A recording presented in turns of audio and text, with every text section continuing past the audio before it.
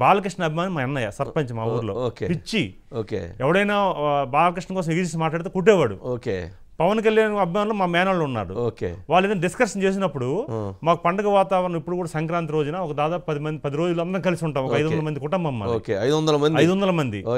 ఎర్రవనాయుడు గారు సంక్రాంతి పండగకి వాళ్ళ ఇంటికి వెళ్ళకుండా నా ఇంటికి వచ్చేవాడు. ఆయన ఫ్యామిలీని చూసి ఆయన ఆనందం పడి ఒకసారి బాబు గారు చంద్రబాబు నాయుడు దృష్టి కూడా తీసుకెళ్తే బాబు గారు కూడా నాకు ఆనందం చెప్పి ఆ ఫొటోస్ చూపించమన్నారు. చూపించాను. అయితే ఇవన్నీ ఎందుకంటే ఆ రోజు పవన్ కళ్యాణ్ కోసం మాట్లాడిన వ్యక్తి మా గొడవ పడేవాడు.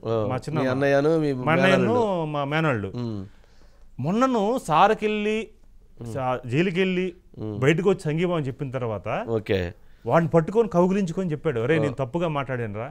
మీ అన్నయ్య మీ మేనలండి అంటే పవన్ కళ్యాణ్ గొప్పవారని చెప్పాడు.